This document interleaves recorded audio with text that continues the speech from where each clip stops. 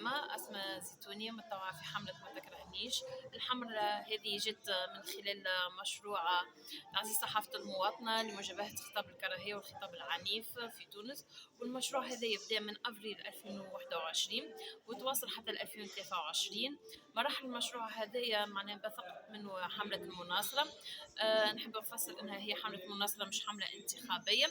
المقصود منها وهي أنه في الوقت الحالي اللي على خاطر قاعدين نشهدوا في توم تاع خطاب عنيف وخطاب كراهية ما بين الناس اللي قاعدة مترشحة وإلا من الحلفاء متاعهم. فهذاك علاش احنا قلنا علاش ليه تكون الحملة متاعنا هذية باش انها هي تحد من خطاب الكراهية، وفي نفس الوقت تكون انها هي معناها تكون خطاب بديل باش انه احنا معناها في المستقبل انه نلقاو خطاب يكون سوي ومعناها بديل للخطاب الكراهية.